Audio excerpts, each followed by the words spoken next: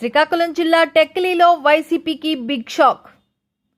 సంతబొమ్మాలి మండలం మర్రిపాడు వైకాపా సర్పంచ్తో పాటు 500 మంది కుటుంబాలు టీడీపీ తీర్థం. త్వరలో టెక్కలిలో వైసీపీ ఖాళీ. అభివృద్ధి జరగని పార్టీలో ఏ ఒక్కరూ ఉండరు. 90 రోజుల్లో టీడీపీ జనసేన అధికారంలోకి రావడం ఖాయం. రానున్న ఎన్నికల్లో టెక్కలిలో అచ్చెన్నాయుడిని ఓడించాలని సాక్షాత్తు రాష్ట్ర ముఖ్యమంత్రి చెయ్యని ప్రయత్నం లేదనే చెప్పాలి. 2019 ఎన్నికల్లో వైకాపా టెక్కలి ఎమ్మెల్యే అభ్యర్థిగా తిలక్, శ్రీకాకుళం పార్లమెంట్ అభ్యర్థిగా దువ్వాడ శ్రీనివాస్ పోటీ చేయగా కింజారపు అచ్చెన్నాయుడు, రామ్మోహన్ నాయుడు చేతిలో ఓటమి చెందారు. 2024లో ఎలాగైనా అచ్చెన్నాయుడిని ఓడించాలన్న ఉద్దేశంతో రాష్ట్ర ముఖ్యమంత్రి వైఎస్ జగన్మోహన్ రెడ్డి పేరాడ తిలక్కు రాష్ట్ర కళింగ కార్పొరేషన్ చైర్మన్ పదవి కట్టబెట్టగా దువ్వాడ శ్రీనివాస్కు ఎమ్మెల్సీ ఇచ్చి టెక్కలి నియోజకవర్గంలో వైసీపీ జెండా ఎగురవేయాలన్న జగన్మోహన్ రెడ్డి కల నెరవేరదనే చెప్పాలి. ఎన్నికలు దగ్గర పడుతున్న సందర్భంలో టెక్కలి ఎమ్మెల్యేగా యాట్రిక్ సాధించేందుకు కింజారపు అచ్చెన్నాయుడు తనదైన శైలిలో పక్కా ప్రణాళికలు వేసుకుంటున్నారని చెప్పాలి.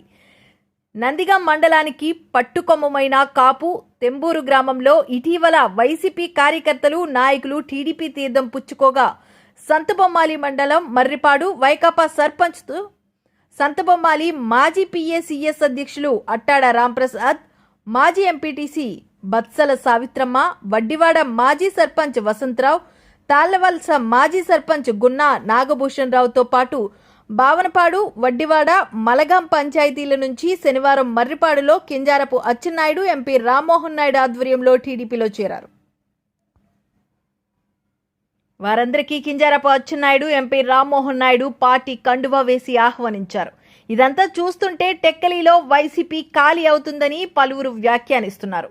ఈ సందర్భంగా అచ్చెన్న మాట్లాడుతూ టీడీపీ, జనసేన కలిసి అధికారంలోకి రావడం ఖాయమని, నేను ఉన్నతమైన స్థానంలో ఉంటానని, టెక్కలి నియోజకవర్గాన్ని ఆంధ్రప్రదేశ్ రాష్ట్రంలో నెంబర్ 1గా నియోజకవర్గంగా అభివృద్ధి చేస్తానని అన్నారు. ఈ కార్యక్రమంలో ముందుగా టీఎన్టీయూసీ ఆధ్వర్యంలో టెక్కలి నుంచి కుప్పం వరకు కార్మిక చైతన్య పేరిట నిర్వహిస్తున్న బస్సు యాత్రను టెక్కలి ఇంద్రమ్మ కూడలిలో అచ్చెన్నాయుడు జెండా ఊపి ప్రారంభించారు. ఈ కార్యక్రమంలో పిఎస్సిఎస్ మాజీ అధ్యక్షులు కింజారపు హరివర ప్రసాద్, 4 మండలాల టీడీపీ అధ్యక్షులు బోయిన రమేష్, జీరు భీమారావు, బాగాది శేషు, పెనకాన అజయ్ కుమార్లు తదితరులు పాల్గొన్నారు.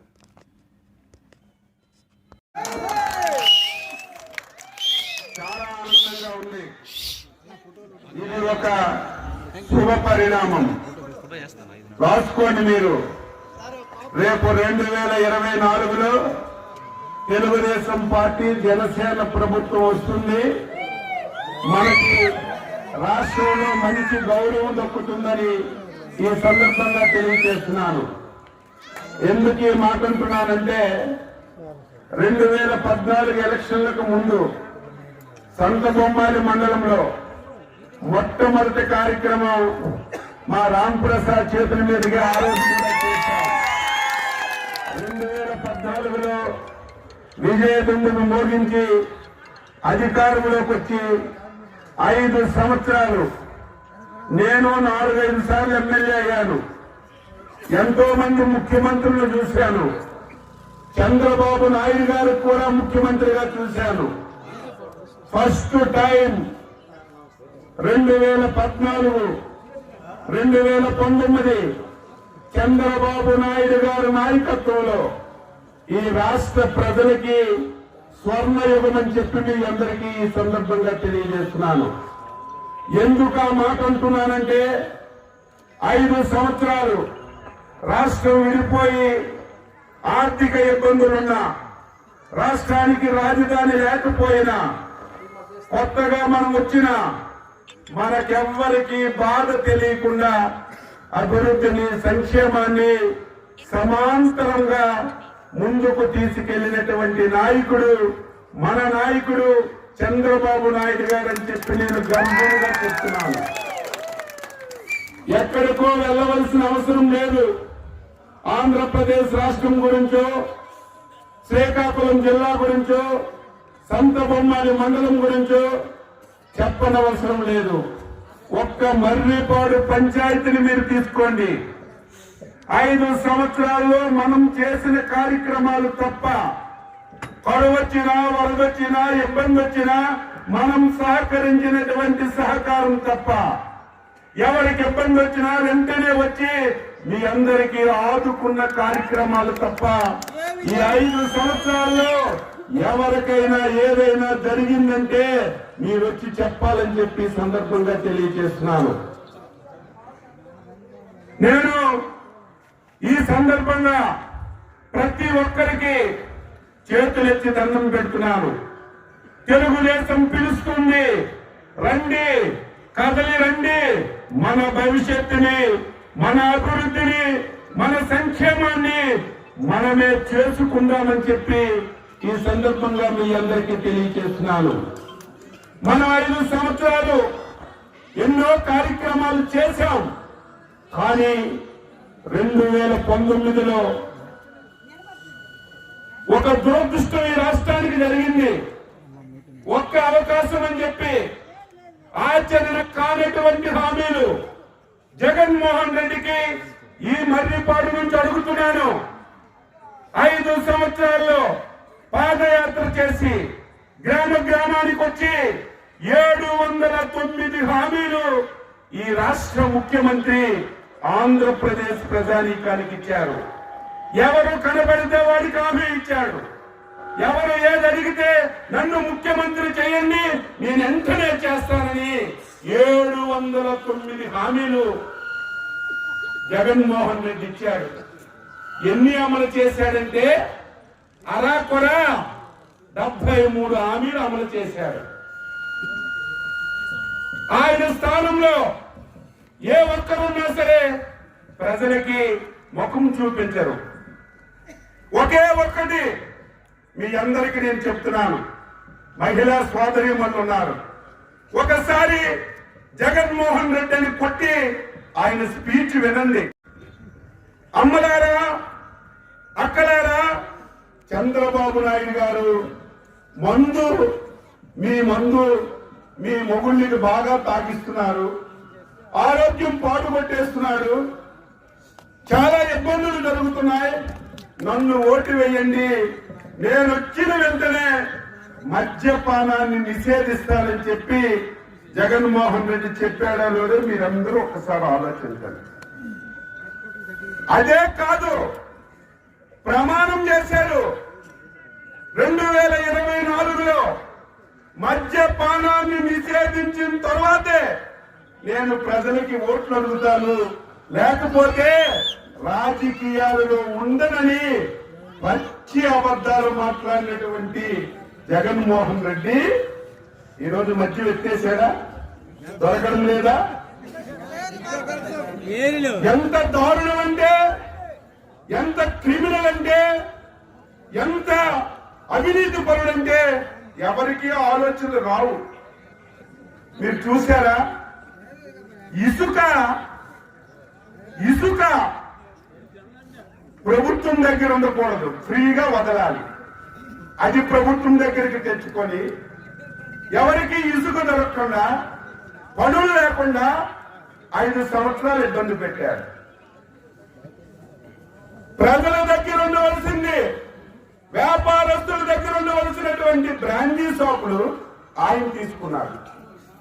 ఎవరికేం తెలివి వస్తుందా? తయారు చేసినోడు ఆయనే, కొట్టు పెట్టినోడు ఆయనే, అమ్మినోడు ఆయనే. ఈ రాష్ట్రంలో ఒక్క మద్యం మీదే 40,000 కోట్ల రూపాయలు అవినీతి చేశారు. 40,000 కోట్లు. మనం కిరాణీ కొట్టుకెళ్లి అక్కి పెట్టుకుంటే ఫోన్ పే ద్వారా డబ్బులు పెడతాం, కానీ బ్రాండీ షాప్కి వెళ్ళి క్యాషే ఇవ్వాలి, ఫోన్ పే లేదు. ఎందుకంటే ఆ క్యాష్ సాయంత్రానికి తాడేపల్లికి చేరాలి కార్ల మీద. పోనీ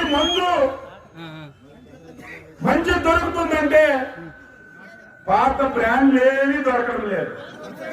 ఈ రోజు మన వాళ్ళకి చూస్తే బొక్కలన్నీ పొంగిపోతున్నాయి, కన్ను గుడ్లన్నీ కూడా పొంగిపోతున్నాయి. మీరు ఏ హాస్పిటల్ తీసుకెళ్ళినా సరే హాస్పిటల్లో పేషెంట్లు ఎవరున్నారంటే ఈ మందు తాగి లివర్ పోయిన పేషెంట్లే ఎక్కువ మంది హాస్పిటల్లో ఉన్నారు. ఇది వాస్తవమా కాదా? నేనేమైనా తప్పు చెప్పానా? జగన్మోహన్ రెడ్డి మందు ఎక్కేస్తానని చెప్పాడా లేదా? మందు ఎక్కిన తర్వాతే ఓట్లు అడుగుతాను అన్నాడా లేదా? ఎంత దుర్మార్గుడంటే మందు మీద వచ్చినటువంటి ఆదాయాన్ని బ్యాంకులో తాకట్టు పెట్టి 25,000 కోట్లు అప్పు తెచ్చాడు మన మీద.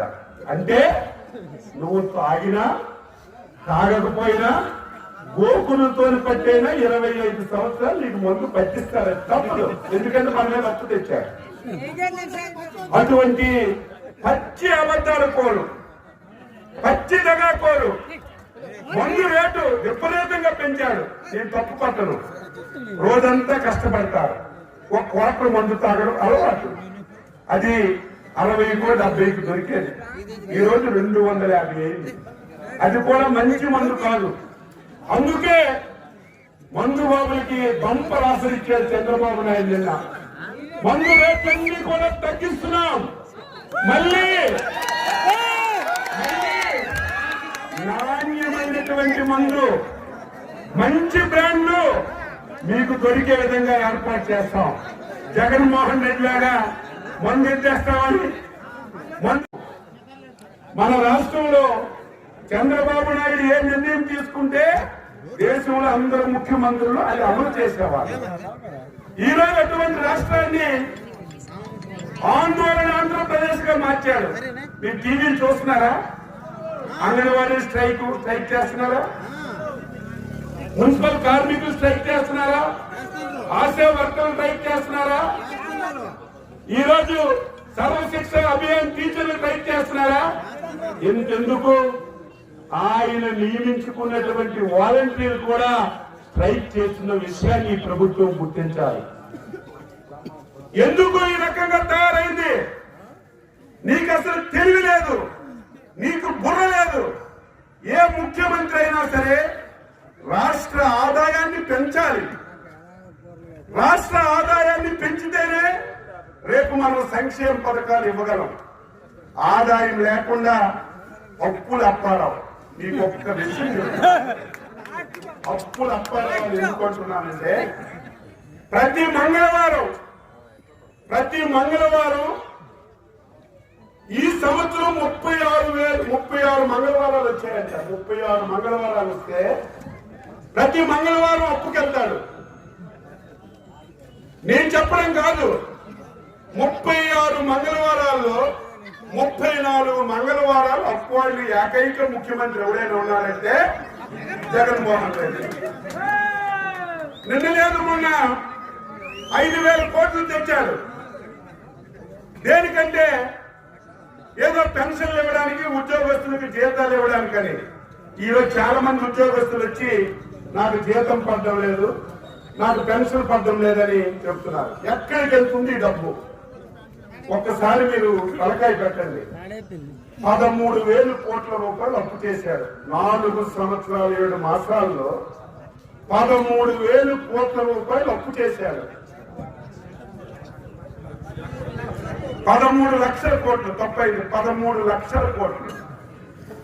13 లక్షల కోట్లలో ఆయన చెప్తున్నాడు, నేను బటన్ నొక్కాను డైరెక్ట్ గా మీకు డబ్బులు వేస్తున్నానని. 2,70,000 కోట్లు మనకి డబ్బులు వేశాడు. ఇప్పుడు ఆయన చెప్పినట్టుగా విందాం. మిగిలినటువంటి 11 లక్షల కోట్లు ఏమయ్యాయి? జగన్మోహన్ రెడ్డి మీకు ఎక్కడైనా కాలువలో మట్టి తీశారా? మీ రోడ్లు ఏమైనా వేశారా? మీ ఊర్లోకి ఇల్లు కట్టారా? ఏం చేశారు చెప్పండి? ఈ డబ్బంతా ఎక్కడికి వెళ్ళింది? ఏం చేశారు? అడిగితే సమాధానం లేదు. ఏం చేశామంటే ఏమీ చెప్పడు. మొత్తం డబ్బంతా పోనీ దాన్ని విడిచిపెడదాం. మీరు హృదయం మీద చేసుకోండి. నేను చెప్పింది వినండి. రైట్ అయితే మీరు ఆలోచించండి. ఇదే ఊరు, ఒక ఇంటికి మీరు ఒక ఎగ్జాంపుల్ గా తీసుకోండి. ఒక ఇల్లుకి అక్కడికి వెళ్ళి 2019 చంద్రబాబు నాయుడు ముఖ్యమంత్రి ఉన్నంత వరకు ఆ ఇల్లు అక్కడే ఉంది కదా? ఒక బల్బో, ఒక 2 బల్బులో, 3 బల్బులో, లేక ఒక టీవీయో, 2 ఫ్యాన్లు ఉన్నాయి కదా. ఇప్పుడు కొత్తగా ఏమైనా పెరిగాయా? ఆ రోజు కరెంటు బిల్లు ఆ ఇంటికి ఎంత వచ్చేది? ఈ రోజు ఎంత వచ్చింది ఒకసారి 2 బిల్లులు చూసుకొని జగన్మోహన్ రెడ్డి యొక్క బంగారం తెలుసుకోండి. 5 రెట్లు ఎంత? 5 రెట్లు పెరిగాయి. 2 రెట్లు? 5 రెట్లు. 5 రెట్లు పెంచారు. నిత్యావసర వస్తువులన్నీ కూడా ఈ రోజు కోటా డిపోలు ఉన్నాయి.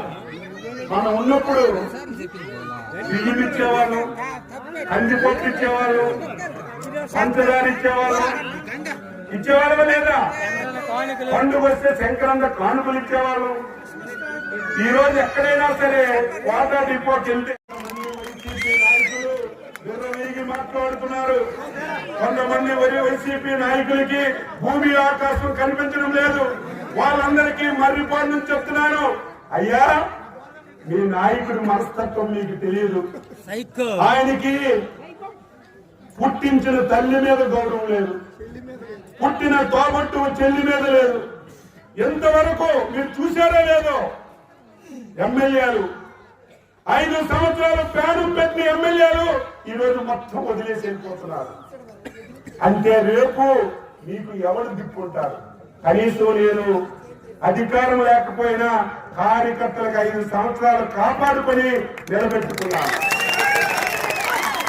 రేపు 24 మేలో చంద్రబాబు నాయుడు అనే నేను అనేసరికి ఖాళీ చేసే వాళ్ళు వెళ్ళిపోయే పరిస్థితి వచ్చిందని ఈ సందర్భంగా తెలియజేస్తున్నాను.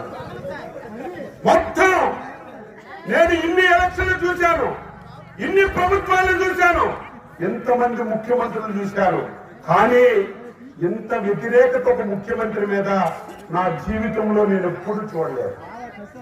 అందుకే రేపు జరుగుతున్న ఎన్నిక జగన్మోహన్ రెడ్డికి తెలుగుదేశం పార్టీ కాదు, జగన్మోహన్ రెడ్డికి జనసేన పార్టీ కాదు, జగన్మోహన్ రెడ్డికి 5 కోట్ల మంది తెలుగు ప్రజలకి జరుగుతున్నటువంటి ఎన్నిక. రేపు మనం అధికారం మార్చకపోతే, మళ్ళీ తెలుగుదేశం జనసేన పార్టీని రాష్ట్రంలో తీసుకోకపోతే మనందరం ఈ రాష్ట్రాన్ని వదిలేని వెళ్ళిపోవాలి, మనం ఉరేసుకోలేని చచ్చిపోవాలి తప్ప ఈ రాష్ట్రంలో బతకలేని చెప్పి మీ అందరికీ తెలియజేస్తున్నాను. మొత్తం వ్యతిరేకత. ఇప్పుడు కొత్త డ్రామా మొదలెట్టాడు. ఎంత డ్రామా మ్యాచ్ తెలుసా? కొత్త డ్రామా. ఎమ్మెల్యేల మీద వ్యతిరేకత ఉందట, ఎవరు గెలరట. ఎంతవరకు ట్రాన్స్ఫర్లు ఉండే మా రాంప్రసాద్ తెలుసు. ఎవరికి ట్రాన్స్ఫర్లు ఉండే? ఒక ఆర్ఐ పని చేయకపోతే ట్రాన్స్ఫర్ చేసేవాళ్ళు, ఒక ఎమ్మెల్యే ఒక ఎంఆర్ఓ పని చేయకపోతే ట్రాన్స్ఫర్ చేసేవాళ్ళు, ఒక కలెక్టర్ పని చేయకపోతే ట్రాన్స్ఫర్ చేసేవాళ్ళు. ఫస్ట్ టైం జగన్మోహన్ రెడ్డి నాయకత్వంలో ఎమ్మెల్యేలకి ఎంపీలకి ట్రాన్స్ఫర్లు చేయడం మొదలు పెట్టారు. ఎమ్మెల్యే సీట్ ఎవరికి ఇవ్వాలి చెప్పండి? రేపు ఎమ్మెల్యే అయితే ఎక్కడ ఒక పైసా తీసుకోడు, ఒక అవినీతి చేయడం మాకు సహకరిస్తానన్నాడు ఇవ్వాలి. ఎమ్మెల్యే అంటే 10 కార్యక్రమాలు చేస్తారు, 10 మందికి ఉపయోగపడతాడు అన్నాడు సీట్ ఇవ్వాలి. జగన్మోహన్ రెడ్డి ఆఫర్ ఏది తెలుసా?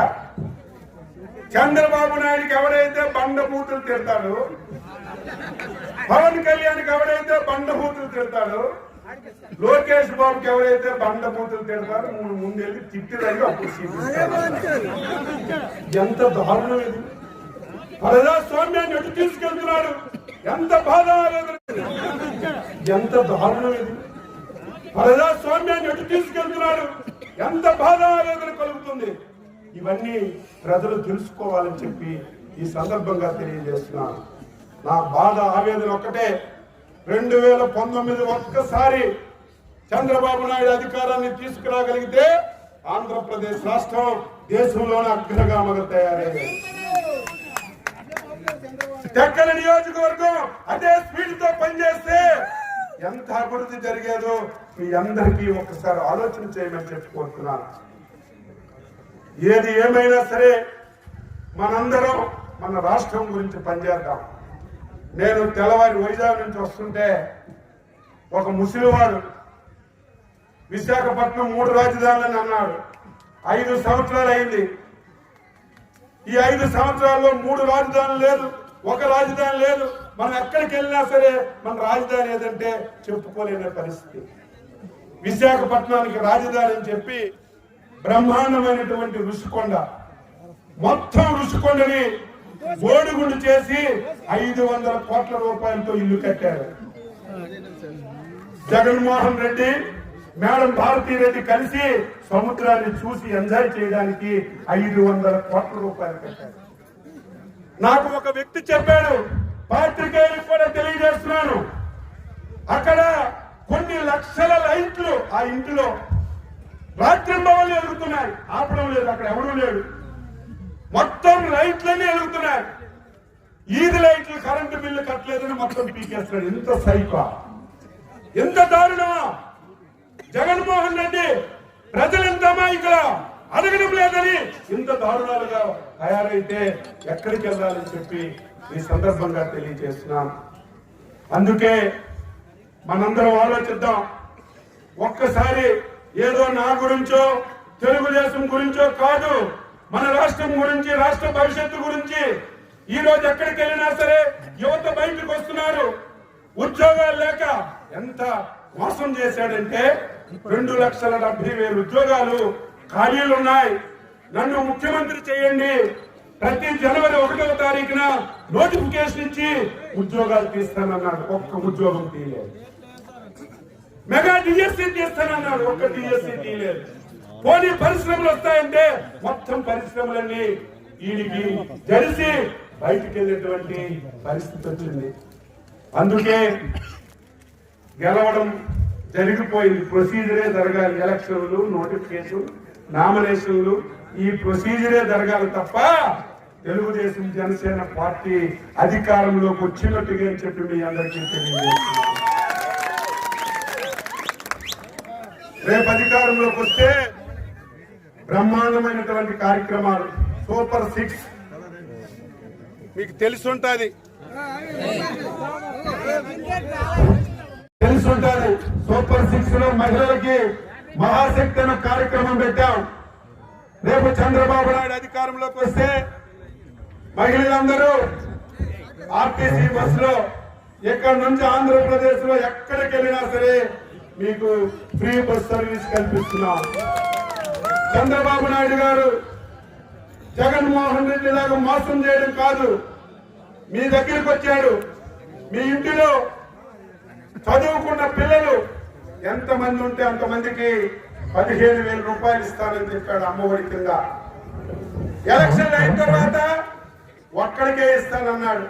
17,000 అన్నాడు, 14,000 అన్నాడు, 13,000 ఇస్తున్నాడు. మధ్యలో ఒక సంవత్సరం ఎత్తేశాడు. కానీ చంద్రబాబు నాయుడు గారు రేపు అధికారంలోకి వస్తే ఎంతమంది పిల్లలు ఉంటే అంతమందికి 15,000 చొప్పున తల్లికి వందనం కింద కార్యక్రమాలు ఇస్తాడు. మీ అందరికీ చేతులెత్తి ఇంకో కోరుతున్నాను. ఇంతవరకు మీరు 2 పిల్లలతో ఆపేశారు. పిల్లల్ని ఆపద్దు, ఎక్కువ మంది పిల్లలు. ఎందుకు ఈ మాట అంటున్నానంటే జనాభా తగ్గిపోతుంది, యువకులు తగ్గిపోతున్నారు. యువకులు తగ్గిపోతే మన రాష్ట్రానికి ఆస్తి ఇబ్బంది అవుతుంది. అందుకే ఎక్కువ మంది పిల్లలు కాయండి. ఎంతమంది పిల్లలుంటే అంతమందికి 15,000 రూపాయలు చొప్పున తల్లికి వందనం కింద కార్యక్రమం ఇస్తున్నాం.